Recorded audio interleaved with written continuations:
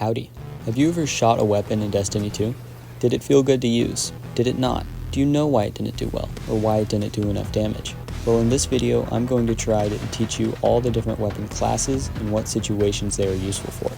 There will be future videos explaining how to balance out the weapon side of your loadouts, as well as a video on how to build for a specific activity. The main point of this series is to teach you, the player, how to pick and choose your own weapons, as well as understand why they are good, instead of just listening to whatever a random build crafting YouTuber tells you to do. First class of weapon I want to talk about are utility weapons. These are weapons that aren't used for the traditional shooty shoot purposes. In fact, these aren't even used to really shoot enemies. Utility weapons should be weapons that serve a purpose you can't find anywhere else in the game.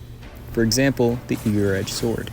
This weapon is used to fling you around the map at Mach 8 and is helpful to get out of sticky situations or across jumping puzzles. Additionally, it can be used to help clear adds due to its insane tracking, or it can burst down majors with its solid heavy attack burst damage.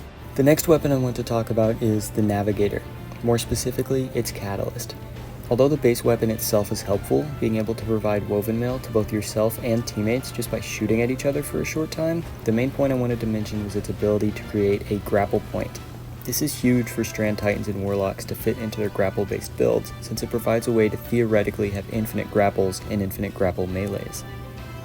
Those are the only two examples I'm going to share, but real quick just to summarize what a utility weapon is. A utility weapon is a weapon that serves a purpose outside of normal killing and DPS roles.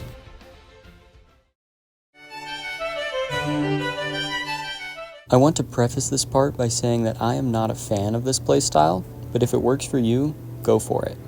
This section is on probably the most stale part of the D2 sandbox right now, that being snipers, bows, scouts, and linears. The first weapon in this class I want to talk about is Polaris Lance. Polaris has been a solid option in the Plink-Plonk community for a while now, with it being able to do a lot more damage than the average scout, thanks to its perks letting it refund ammo on every precision hit, along with triggering certain solar fragments and aspects due to its ability to scorch and ignite targets. The main draw from Polaris, along with all other scouts, is how the archetype plays. You sit far away and dump a whole magazine with very low risk, if any at all. I really don't have much else to say on this weapon, other than that sometimes the ignitions procced by Polaris will send my hard-earned heavy bricks flying off the map in GMs. I'm looking at you, Cooley. Anyways, moving on to the next weapon, we have the ever-powerful Wishender, which has been one of the best picks in Master and Above content since its buff a while back that allowed it to pierce barrier shields. But its attractiveness doesn't stop there. Since the bow hits targets 3 times per shot, coupled with the fact that it's a primary weapon, this thing generates a ton of super energy per shot, especially on majors. However, what has really kept it in the Grandmaster meta for a while is the same thing that is keeping Polaris and really all long-range weapons in the game, which is their ability to play hyper safely, albeit at a slower pace than, say, 3 Banner Titans. That's all the weapons I wanted to share for this section. The only takeaway I want you to have here is to realize when a weapon is meant for long-range play. I don't want to see any blueberries rushing into a crowd of ads hip-firing their new hung jury because they think the massive weapon model is shielding them from incoming bullets. Okay, this category is pretty self-explanatory. If it kills red bars good and fast, it works. The point I'm trying to make for this section is don't go around using weapons not meant for ad clear to kill ads. For instance, say you have a fusion rifle that is spec'd for DPS, let's say a scatter signal with overflow controlled burst, and you start to use it for ad clear. Sure, it's killing the ads, but it's also using precious ammo that you are saving for DPS on the weapon, and it's probably pointless anyways, considering you have either abilities or a weapon actually spec'd for ad clear. A weapon meant for ad clear is pretty simple to weed out these days.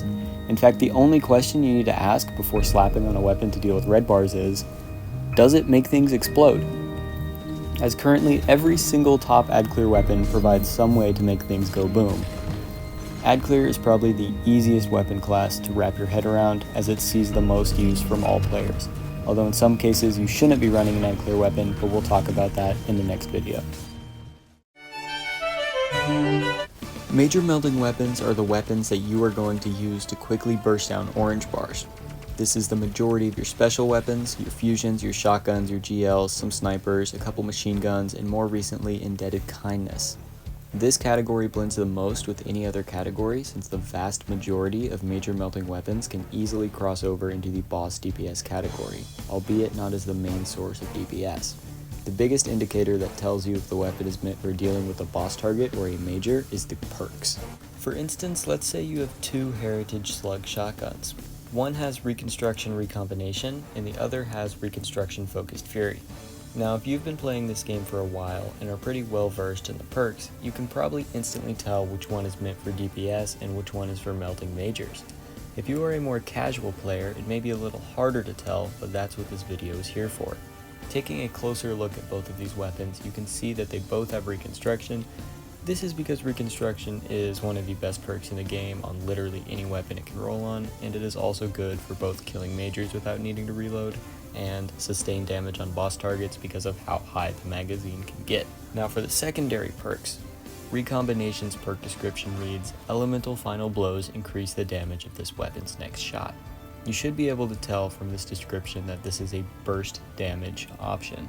Meanwhile, Focused Fury's perk description reads, Dealing half the magazine's precision damage grants this weapon bonus damage. The shot count is reset when this weapon is reloaded or stowed. You should be able to tell here that this perk is meant for sustained damage. Now that you have that info, which shotgun would you assign to which role? Which one is for DPS? Which one is for melting majors? If you chose the one with Recombination for majors, you would be correct. The takeaway for this category is to not only know the difference between burst and sustained damage perks, but also realize that weapons with burst damage perks are meant for majors and sustained damage perks are meant for bosses. Boss damage weapons work exactly how the name suggests. They damage the boss. These weapons are generally found in the heavy slot, but can be found in the kinetic and energy slots as well. Although it's pretty easy to put on a heavy weapon and be like, yes, this was made for DPS. It may be a little harder to tell for special weapons, but we can use the same logic we used in the last section to tell what perks make a special weapon built for DPS. Other than being able to tell when a weapon is meant for DPS, I also want you to be able to tell what kind of DPS that weapon is meant for. For instance, something like Parasite is good for high burst damage, whereas something like Sleeper Stimulant is better for sustained DPS. The last thing I wanted to say before I go into the takeaway is don't use Thunderlord. It is the most overhyped DPS option in the game. And then the takeaway here is to just remember to look at the perks on your special and heavy weapons.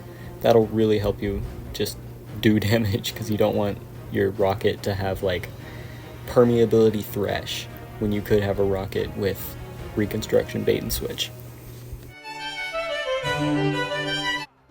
This is going to be the shortest section because so few weapons fall into this category. A support weapon is a weapon that will help your team, either by applying a buff that helps them stay alive, or by applying a debuff that lets them do more damage. The two examples I want to share are G-Horn and Tractor Cannon. G-Horn applies Wolfpack rounds to all legendary rockets, which lets teammates deal more damage, and Tractor Cannon applies a 30% debuff as well as suppresses, allowing your teammates to do more damage. The takeaway here is, teammate good, find ways to help teammate.